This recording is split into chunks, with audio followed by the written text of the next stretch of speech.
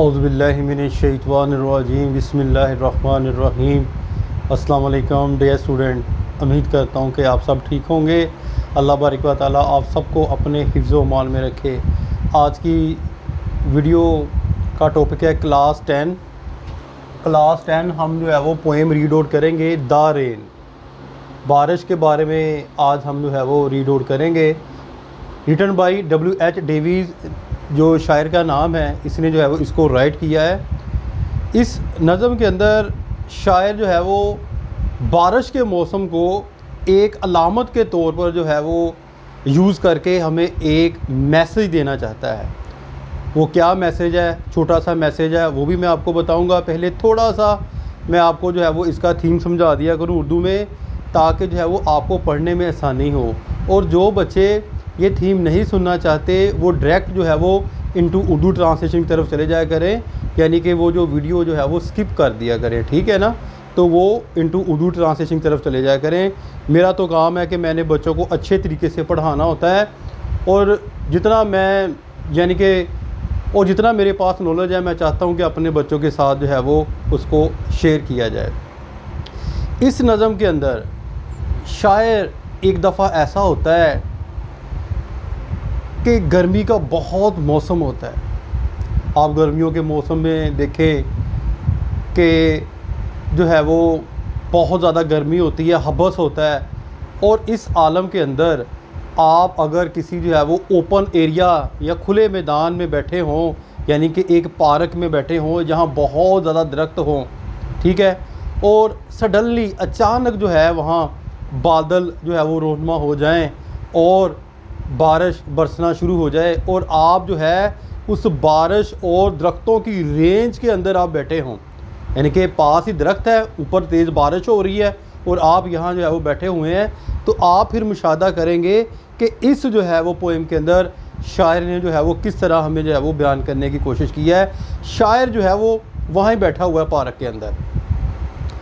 अब वो मुशाहदा कर रहा है, वो मुशाहदा क्या कर रहा है कि बारिश जब पड़ती है तो सबसे पहले जो दरख्तों के ऊपर वाले पत्ते होते हैं, मैं आपको यहाँ पर वाइट बोर्ड पर समझा देता हूँ ताकि आपको अच्छे तरीके से समझ आ जाए। ये दरख्त है जी,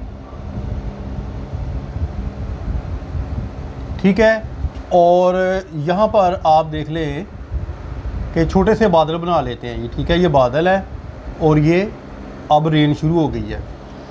तो बारिश का पानी जो है वो सीधा यहाँ आकर पड़ेगा? नहीं, बारिश का पानी जो है वो ऊपर वाले पत्तों पर पड़ेगा।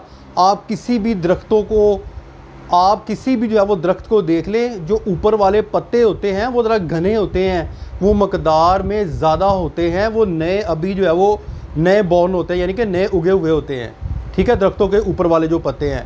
और नीचे वाले पत्ते ज़रा कमज़ोर पत्ते होते हैं, वो आहिस्ता आहिस्ता जो है वो एक तो कम घने होते हैं और आहिस्ता आहिस्ता जो है वो गिरना शुरू हो जाते हैं, और दरख्त के ऊपर यानी कि ज़्यादा पत्ते होते हैं। अब शायर कहता है कि जब बारिश होती है तो ऊपर वाले पत्तों पर जो है वो ज़्यादा बारिश होती है। ऊपर वाले पत्ते जो है वो इसको ज़्यादा यानी कि जो है वो बारिश के पानी को जो है वो सराब करते हैं।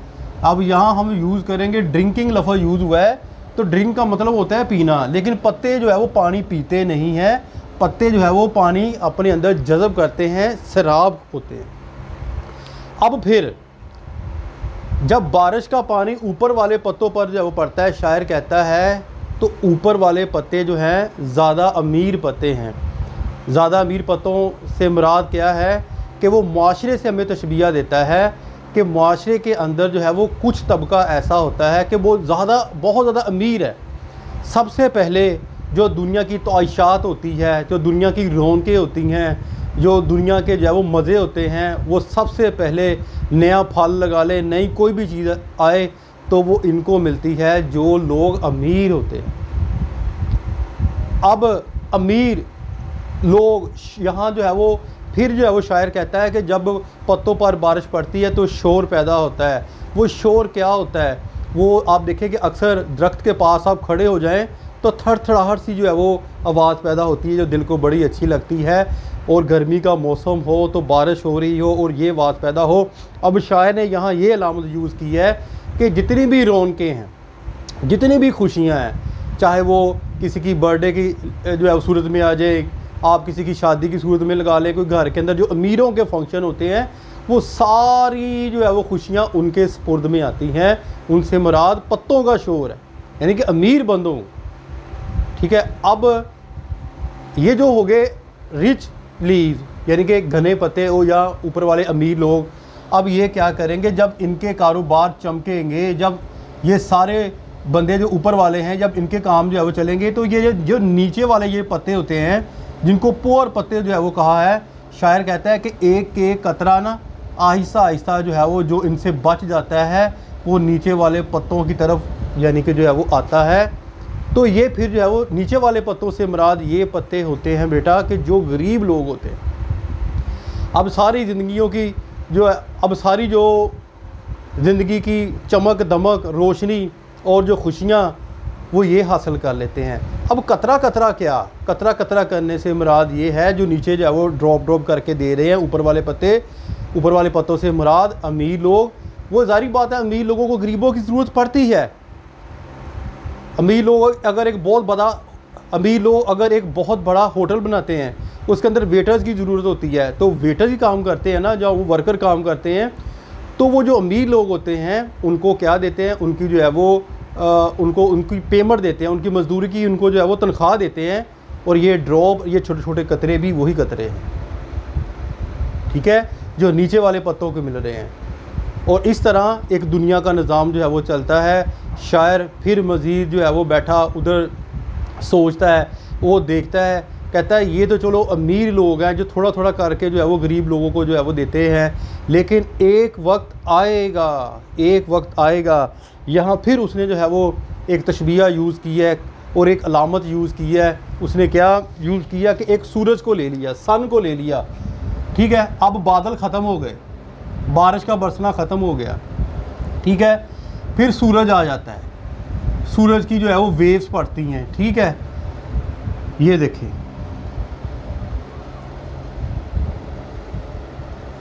अब सूरज की वेव्स पड़ रही हैं। अब शायर कहता है कि एक वक्त वो आ जाएगा कि जिस तरह all the people are equal in the eye of Allah, जब तमाम लोग जो है वो बिल्कुल बराबर हो जाएंगे, अल्लाह की निगाह के अंदर जो है वो बराबर हो जाएंगे। जिस तरह सूरज की शुआएं अमीर के ऊपर भी पड़ रही हैं, ऊपर भी जो है वो पड़ रही हैं, एक यहाँ सूरज की शुआ को जो है वो अलामत के तौर पर यूज़ करके हमें ये समझाना चाहता है कि एक दिन वो आएगा जिसको जजमेंट डे बोला जाता है, जिनको क़यामत का दिन बोला जाएगा, जिस दिन तमाम लोग बराबर हो जाएंगे, तमाम लोगों को बराबरी के हकूक़ जो है वो हासिल होंगे। इस नज़म के अंदर शायर हमें बारिश को एक अलामती तौर पर यूज़ करके हमें ये मैसेज जो है वो देना चाहता है।